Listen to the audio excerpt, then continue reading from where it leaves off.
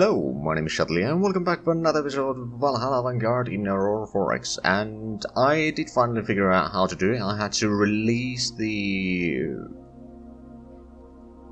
fighters from here, and then I could recover it from, well, actually both here and at the carrier. So the fighters will not be outside of the hangar right now, but now Rommel actually has some unsunks in there. 5 of them, which is pretty decent actually. Can we actually see around here? Well, I mean, yeah, we got the unsunks there. I'm not sure if we had the... I think we had enough crew capacity there. But now we do have the Rommel here. Rommel's probably not going to be doing anything interesting so far. Also, some of these don't have their actives on. Let's make sure that they do. Including... I mean, I suppose the fighters might as well have their actives on. They're not probably going to be able to see much, but that's fine. Then this group, I'm just going to make sure that these all refuel. Because the ATMs haven't been refueling lately, and I believe we do still have a decent bit of, yeah, 25 million liters of fuel, should be plenty. And the carrier actually has a bit better sensor, so it will be able to see much further than the ATMs, which is very useful, especially for guiding the fighters in. Right, but now that we got that sorted out, we can actually keep on going again. And yeah, it does increase the range that we can see over there. It's still rather insignificant, to be fair, but it's better than nothing. And especially if and when we get ourselves the maintenance facilities in Alta up and running the way they should be. We'll quickly refresh that. Okay, so we got... Just looking at the map here, we got Explorer 7 currently in Alfheim. I believe they are currently refueling from the Whaler fleet, and then they'll be flying through here all the way to Mimir and starting to explore the systems where the jump points there lead. Because that's one of the few places that I can think that would actually, well, probably lead over there and maybe over there.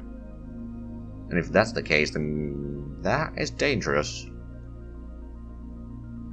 At the same time, if we can figure out where the jump point is, then we'll have a bit of a shortcut there, which sounds rather nice.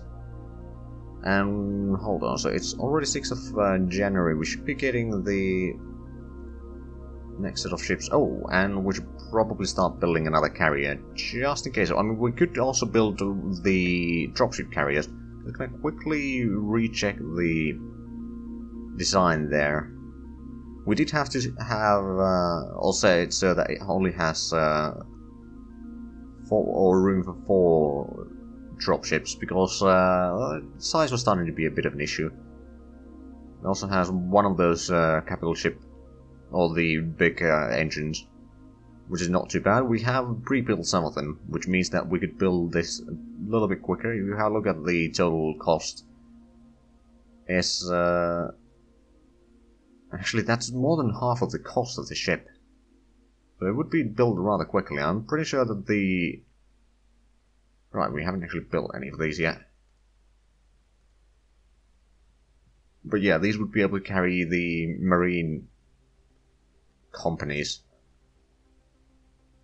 I mean, it can carry 5 of them, so there would be kind of be one reserve just in case that it's needed. Or defend the carrier itself. I mean, the enemy doesn't actually do boarding, I don't think, but that's fine.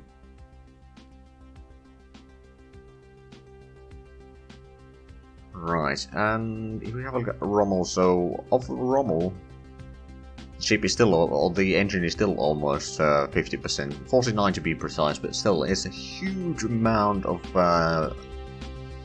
pre-building that will speed up things a little bit. I mean, that sensor itself isn't all that huge, but it's still useful. I mean, that's going to be what our newer ATMs and spikes will be using as well, I believe. So it is good to have that, and there is also the Autumn class destroyer, the scout destroyer, that we haven't actually designed all the way through because we're waiting for certain components still, which is primarily the size 10 resolution 1 radar, so that can spot the enemy missiles much further away, which hopefully then allows the 18s to actually shoot down any of the enemy missiles. We're currently building some of these already, and these also have a decent spotting range for the missiles, but considering that the... Actually, I don't remember. How good is the range against size 6 missiles or smaller? I'm gonna quickly check that. There would be active sensor, I believe it's size 2.5 and resolution 1. Actually, I don't know if it's... It might be this. So it's not actually the best available.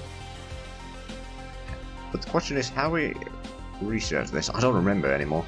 It's been a while since I did all of that. No, that's size 2. Okay, well that makes more sense. So it is technically the full range that we can do on size 2. Which, to be fair, is still not all that bad. It's not great, but it's doable. I mean, actually, it has 500,000 kilometers. It should be plenty to at least spot the enemy missiles, assuming that they don't have... Well, yeah, it should be plenty to spot the invader missiles, assuming that it's about twice what the precursors do, which seems to be the case. So we should be able to see the enemy missiles even with those, but I mean, with bigger sensors we can see them from further away and we can actually use the anti-missile missiles against them. But now we're taking the first step of this or time increment on this episode, and we just did use a fair bit of time, to be fair.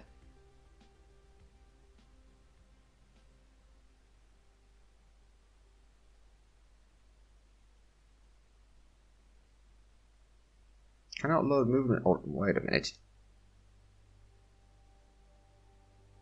What order? Oh no. Right, well, you can't refuel. That's fine. We're building more stuff into this fleet, which is why they can't actually do anything, but that's fine. We could technically manually do that, but once we... Nah, I'm not going to bother. So I'm going to quickly check again. When do we get the... Okay, so those are going to be done in July, and the Athean Mark IIs are going to be done in October. After that, we might have... We'll probably start gathering those up kind of as a... How should I put it? Strike force against all the like quick response force against the invaders, but we'll probably build another carrier actually. We'll build another Rommel, and this says that it's going to be done in March 66. It's going to assign this under the... I suppose patrol reserve is just fine. So I'm going to task there, and if we have a look here now, it's gonna actually be done on February next year. So yeah, having the engine pre-built is speeding things up quite nicely. And we got quite a few of them still queued up. We don't build all that many per year, to be fair, but a little bit. We've also got a fair bit of more missiles to be built. I think I'm gonna build another 100. Or maybe 200 mines, to be fair. Just in case. I mean, we kind of do need them. We don't have a huge amount of refineries, but at the same time we don't have a huge amount of thorium anymore. We will be gathering or bringing in more with our ships, to be fair.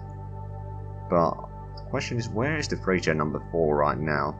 There's actually 2 ships now on that, but it's the one that is actually feeding the industry. And they have... Currently in Nostrand. Moving to Humir. Oh right, I think the are bringing in stuff from Alta. There's a little bit of thorium there, not much mind you, but a little bit. A bit of uridium and a little bit of gallicite. It's not even full, so that means that the Alta A1 should be pretty much empty. There's a little bit there because we are mining and we are sending in a little bit of minerals as well. But yeah, that is certainly, I'd say, a good thing. Now, I don't remember. We're mining thorium over... Okay, that's 0.1. There we are mining a little bit. Is this is one of the places that we are buying? Yes, it is. And then over here, was it? No, that didn't have thorium either, nor did that. Okay. I'm pretty sure that we had some in Valhalla at least. Yeah, we got 5,000 tons of thorium here waiting. And then we still have plenty to mine. Fair enough. But let's keep on going. We've been rather slow in this episode.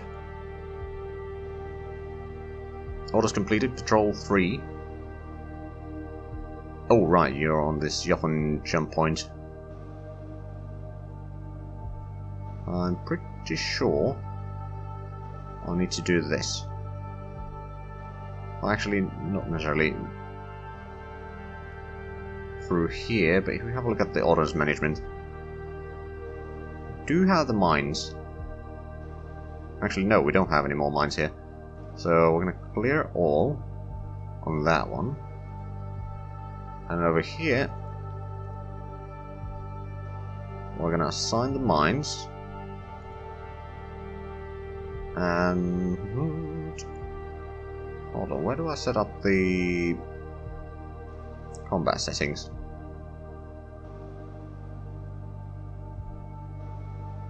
Nothing over there. These are assigned to the number 2 already. Okay, well that works. So what we're going to do is we are going to... Oh, we're a bit low on fuel. Right, so we are on the Jochen jump point. We're going to launch missiles at standard transit. You're going to go in and refuel from the whaler fleet, just so that it doesn't get its tankers full. Refuel and then go back to Alta. We could use the squad transit, to be fair. Nastrand. Let's do a squad transit because we can. Shamir and move to Valhalla. We're going to have to reload a bit more missiles, I think, but with these we can set up more missiles, especially at the Ladur jump point, because that kind of needs a new one. I mean, I'm pretty sure that they've realized that there's no way that they can get through there. We destroy enough of their ships that they have given up, so to speak. But having some armed missile or armed mines there is probably not a bad idea. As well as setting up more towards the other areas.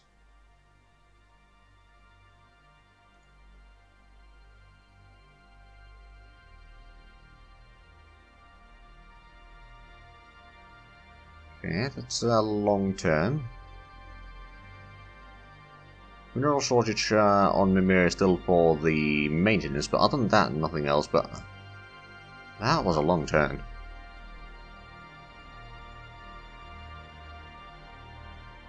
Now, to be fair, the extra active sensors going, all the mines might hurt a little bit, because they're trying to check if there's anything in there so that they will then launch the missiles.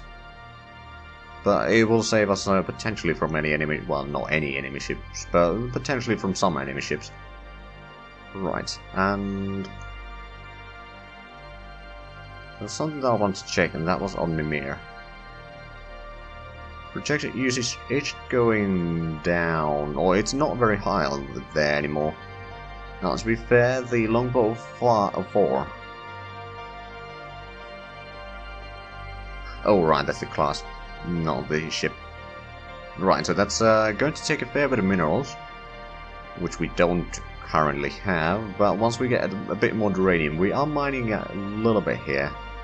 Also, we are mining some over here. We haven't gotten the mass driver in position here. Don't think. Neither one of these have that so far. I mean, I do believe we are bringing in a bit more ground-based mines, and then we should be bringing in the mass drivers. I think. I might be wrong on that. But we'll get the mass driver here then, which will then send a fair bit of thorium and uranium. Not huge amounts, to be fair. I mean, the accessibilities aren't all that great, but those are the primary things from this planet. And the quantities aren't too bad. Which will then feed the industries over here a fair bit. I mean, still need more manpower here. That's about it.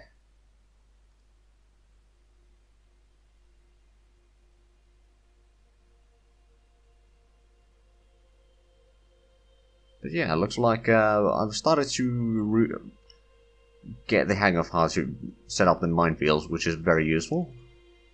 Meanwhile, I might as well zoom out a little bit, maybe zoom in over here. So we know that there's still at least one wreck over there, which the salvager should be going to take care of.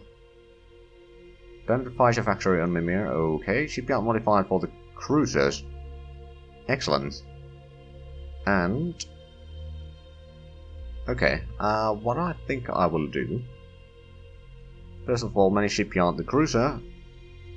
I will add extra slipway. Now, to be fair, it's going to cost a fair bit and it's going to take a long while, but it will be useful. In the meanwhile, let's think. Have we finalized the designs of the ships here? Not quite. There's a little bit extra room here still on both of these. Are we waiting for anything in particular? Do we have active sensors on? No, I don't think we do. Well, that would be a bit of an issue, I suppose. Right, so I don't think this lead vessel doesn't need the necessarily anti-missile or the resolution 1. What it does need is where's the active sensors again? Here they are. Put in one of these, and that's exactly the correct size. Over here, then if we go for the other ones, so we'll put in the same sensor over there, and maybe one of the smaller ones here. That would be a bit too big, I suppose. I mean, these do have a little bit ghost turrets, which are the newer ones, I believe, which means that they will have a bit higher rate of fire. Well, not really the rate of fire, but the accuracy will be higher, and because the tracking speeds are higher and all that. Right, so we can set up. We don't have a huge amount of stuff here. They do have a fair bit of extra deployment time, to be fair. Now, maybe. I think I will put this one in nonetheless. We can take a little bit of that away. Like, the maintenance life is still going to be 1 year. The speed is 8,000 kilometers per second, which isn't great, but I think it will be enough for what we're doing with these, which is basically just clearing out the jump point area. And how many engines do these have? 2. So you always built 1. I think we need to start with the leaders, though, and if we set up. Now we have a tiny bit of extra hull size here. Might as well put in a tiny bit of extra fuel, for example. That's pretty much as close as we can get. And then this one, I mean, the difference in fuel is rather insignificant. It's 25,000 liters. It doesn't increase the range all that much. But these are speedy, and their fuel usage isn't all that bad, to be fair. The build cost, on the other hand, if you have a look at the component summary, the engines are 51%. If you have a look. Oh.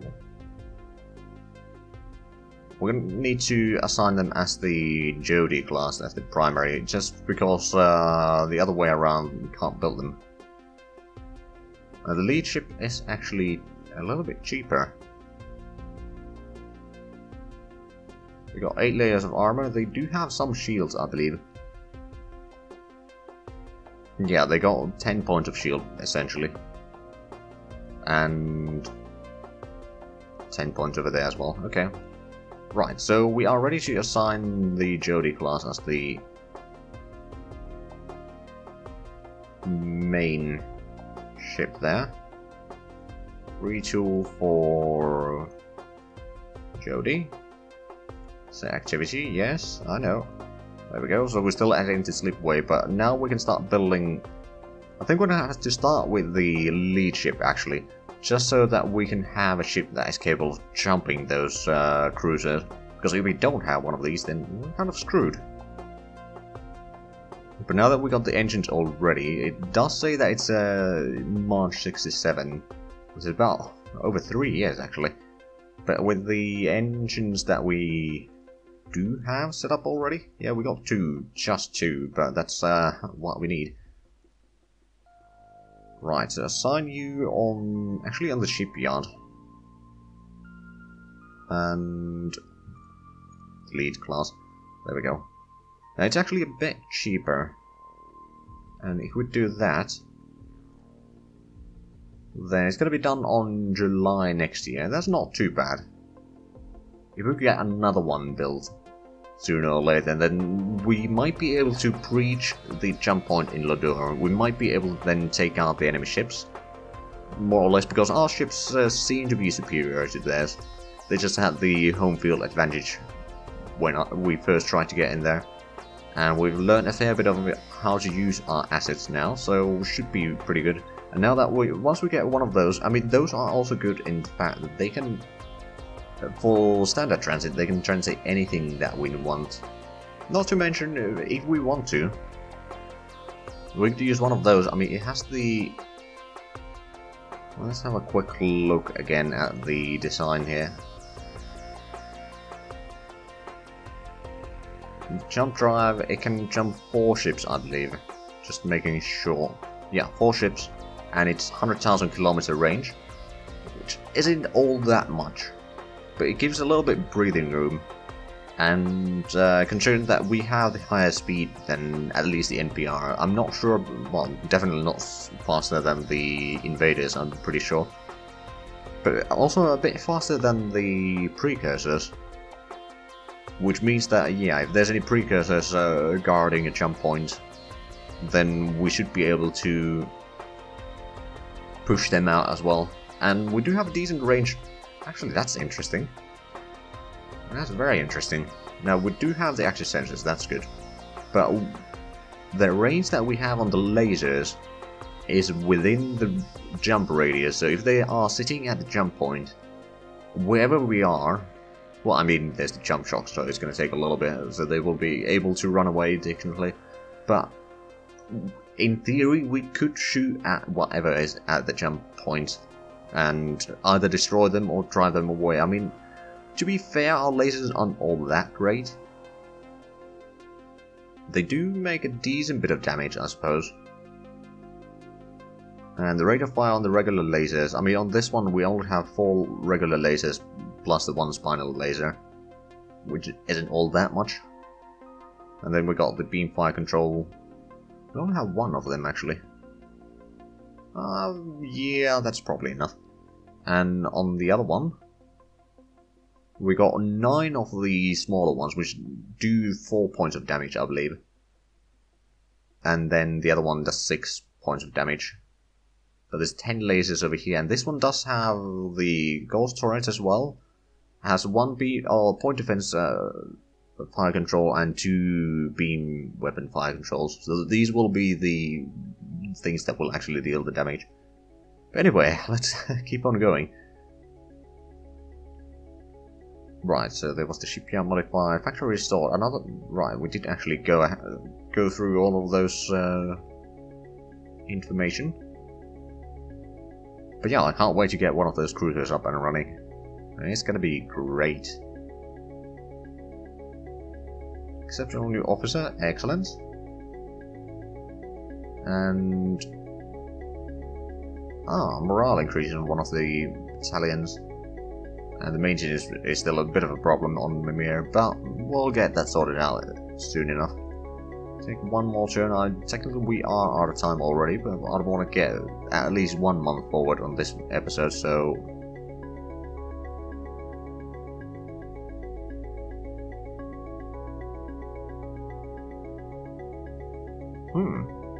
Salvage failed to unload all minerals in Njord. I wonder what's that about. Let's have a quick look at the salvager then.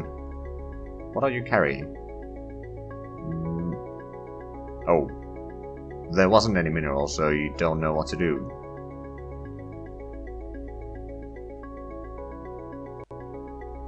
One thing that I really hope is that you could actually just remove orders from the middle instead of going through all of this. I'll sort this out between the episodes, so if you enjoyed this, please like, comment and subscribe if you haven't already. Also check out the links down below in the description, but other than that, thank you very much for watching, and until next time, bye bye.